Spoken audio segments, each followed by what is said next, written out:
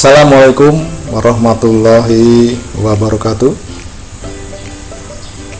Anak-anak sekalian, selamat bertemu kembali dalam pelajaran PPKN. Kita masih membahas bab 1 yang merajut manusia dan masyarakat berdasarkan Pancasila.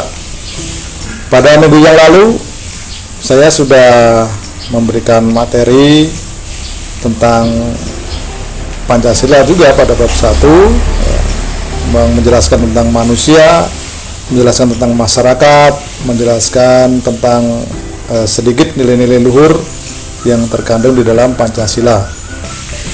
Kemudian saya juga memberikan tugas kepada kalian semua untuk bertanya, untuk menyusun pertanyaan-pertanyaan kaitannya dengan Pancasila. Contoh misalkan apa itu dasar, apa itu Pancasila dan sebagainya. Nah, mudah-mudahan kalian semua sudah mendapat jawabannya. Kalaupun belum, hari ini akan saya lanjutkan penjelasan tentang bagaimana merajut manusia dan masyarakat dengan Pancasila. Baik, kita mulai saja. Mudah-mudahan hari ini kita bisa mendapatkan beberapa pemahaman tentang Pancasila. Konten dasar yang harus dipelajari hari ini adalah yang pertama tentang bagaimana kita bersyukur atas konsensus nasional tentang Pancasila sebagai dasar dan sebagai pandangan hidup. Kemudian diharapkan nanti kalian juga memberikan atau dapat mengembangkan sikap mencerminkan nilai luhur Pancasila sebagai dasar negara dan sebagai pandangan hidup bangsa. Yang ketiga adalah kemampuan Anda untuk menelaah Pancasila sebagai dasar dan pandangan hidup bangsa, dan yang terakhir adalah bagaimana kalian bisa atau mampu menyajikan hasil telaah nilai-nilai Pancasila sebagai dasar negara dan sebagai pandangan hidup bangsa dalam kehidupan sehari-hari. Anak-anak sekalian, pembelajaran ini bertujuan untuk agar mendorong kalian mampu bersyukur, mampu mendeskripsikan Pancasila, mampu mendeskripsikan dasar negara, mampu mendeskripsikan apa itu pandangan hidup bangsa, dan mampu menelaah, menanya, melaporkan, dan membuat atau mengembangkan sikap-sikap nilai Pancasila dalam kehidupan sehari-hari. Anak-anak sekalian, istilah Pancasila, apa sih Pancasila itu? Sebenarnya pada abad 14, ketika negara kita masih negara zaman kerajaan, di dalam kitab Negara Kertagama yang dikarang oleh Empu Prapanca dan kitab Sutasoma yang dikarang oleh Empu Tantular itu sudah ada istilah Pancasila. Pada waktu itu Pancasila diartikan sebagai panca itu 5 dan sila sebagai sendi. Ya, jadi Pancasila berarti sendi yang 5. Nah, ini diatur, sudah tertulis di dalam kitab Negara Kertagama maupun dalam kitab Sutasoma. Apa isinya 5 sendi itu? Yang pertama adalah dilarang melakukan kekerasan. Nah, jadi zaman dulu sudah ada sila-sila yang harus ditaati oleh masyarakat, oleh rakyat. Ya, yang pertama adalah dilarang melakukan kekerasan. Kemudian yang kedua, dilarang mencuri. Saya pikir setiap masyarakat, setiap orang pasti sependapat dengan ini ya. Yang ketiga, dilarang berjiwa dengki. Kemudian yang keempat, dilarang berbohong. Dan kelima adalah dilarang mabuk atau meminum minuman keras. Ini menjadi nilai-nilai yang sakral, menjadi nilai-nilai yang wajib ditaati oleh masyarakat sejak zaman dulu. Ya, ini Pancasila yang ada di dalam kitab Negara Kertagama maupun kitab Sutasoma. Nah, kemudian tadi dijelaskan di dalam judul bahwa merajut manusia dan masyarakat berdasarkan Pancasila sebagai dasar negara dan sebagai pandangan hidup bangsa. Apa itu dasar? Ya, jadi istilah dasar itu apa sih? Kalau kita membangun rumah, maka dasar itu adalah pondasinya, ya, menjadi pondasi, menjadi yang inti dari kekuatan sebuah rumah.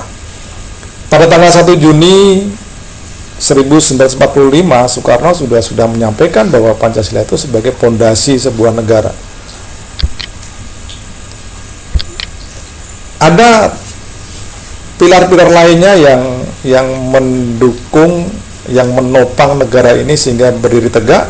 Antara lain adalah Undang-Undang Dasar Negara Republik Indonesia 1945, kemudian NKRI, Negara Kesatuan Republik Indonesia, dan yang ketiga adalah Bhinneka Tunggal Ika. Jadi ada pilar-pilar negara ini sehingga negara ini menjadi berdiri tegak, adalah Pancasila, Undang-Undang Dasar Negara Republik Indonesia, NKRI, dan Bhinneka Tunggal Ika.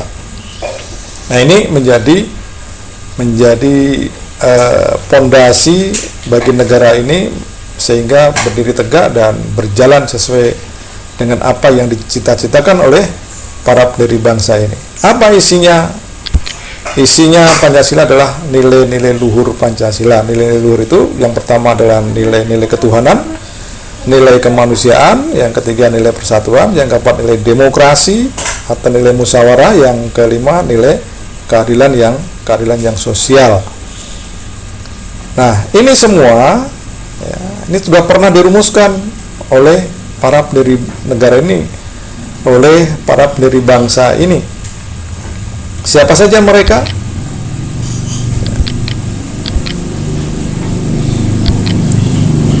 Profesor Dr. Mr. Supomo, kemudian Muhammad Yamin, dan juga Insinyur Soekarno, yang masing-masing menyampaikan dasar negara di dalam sidang BPUPKI sejak tanggal 29 Mei sampai dengan tanggal 1 Juni 1945. Itu dalam sidang BPUPKI, ya. Supomo menyampaikan 5 dasar, Muhammad Yamin menyampaikan 5 dasar, dan Soekarno juga menyampaikan 5 dasar. Tapi istilah Pancasila, siapa yang menyampaikan? Yang menyampaikan adalah Insinyur Soekarno pada sidang BPUPKI tanggal 1 Juni 1945, dan beliau mengistilahkan Pancasila. Maka sampai saat ini tanggal 1 Juni itu diperingati sebagai hari lahirnya Pancasila. Nah, kemudian anak-anak sekalian, sidang BPUPKI itu merumuskan saja. Ya, sekali lagi, sidang BPUPKI merumuskan saja, dan siapa yang mengesahkan Pancasila menjadi dasar negara adalah PPKI. Pada tanggal 18 Agustus 1945, 1 hari setelah Indonesia merdeka. Nah, disahkan. Di mana disahkannya? Tertuang di dalam pembukaan Undang-Undang Dasar 1945. Ada di alinea 4 kan sudah tertulis negara ini disusun berdasarkan ketuhanan yang Maha Esa, kemanusiaan yang adil dan beradab, persatuan Indonesia, kerakyatan yang dipimpin oleh hikmat kebijaksanaan dalam permusyawaratan perwakilan, dan keadilan sosial bagi seluruh rakyat Indonesia. Dan kemudian di dalam Undang-Undang Nomor 12 Tahun 2011 tentang tata urutan peraturan perundang-undangan, Pancasila dijadikan sebagai sumber dari segala sumber hukum. Apa maksudnya? Sumber dari segala sumber hukum adalah bahwa setiap peraturan perundang-undangan yang dibuat di Indonesia, baik yang diusulkan oleh DPR maupun yang diusulkan oleh pemerintah, maka setiap peraturan perundang-undangan itu harus mengacu, harus mendasarkan diri kepada Pancasila. Setiap undang-undang yang dibentuk, setiap peraturan perundang-undangan yang dibuat oleh pemerintah ini harus didasarkan kepada nilai-nilai ketuhanan, nilai-nilai kemanusiaan, nilai-nilai persatuan, nilai demokrasi atau nilai musyawarah, dan nilai-nilai keadilan atau keadilan yang sosial. Ya. Jadi itu adalah inti dari pembahasan kita hari ini. Oleh karena itu, saya berikan bahan pendalaman bagi kalian semua. Ya. Anda bisa membaca, kalian bisa membaca di dalam buku, bisa mencari informasi yang lain. Ya, tadi sebagian sudah saya jelaskan. Nah, untuk pendalaman kalian coba tolong tulis kembali, ditulis ulang apa yang telah dipelajari pada hari ini. Ya, bisa menggunakan kertas dan buatlah tabel seperti di samping ini. Kemudian tulis jawabannya terkait dengan apa? Terkait dengan informasi mengenai dasar negara, terkait dengan kedudukan Pancasila sebagai dasar negara, kaitannya dengan manfaat dasar negara, kaitannya dengan akibat jika tidak memiliki dasar negara. Kalau tadi dijelaskan di depan sudah, oh iya, Pancasila sebagai dasar, sebagai pondasi, ibarat membuat rumah itu harus ada pondasinya. Kalau nggak ada pondasi berarti rumah itu tidak akan kokoh, rumah itu tidak akan mudah roboh, akan mudah rusak. Bagaimana kalau tidak ada dasar? Nah, coba tolong kalian cari jawabannya di internet boleh, ya, di buku-buku boleh, di LKS boleh. Kemudian tulislah di kertas seperti kolom itu dan hasilnya laporkan kepada wali kelas menggunakan foto. Atau kalau kalian bisa membuka Google Formulir yang sudah saya share di Google Classroom, tolong kalian bisa langsung jawab melalui Google Formulir itu, ya, yang ada di Classroom.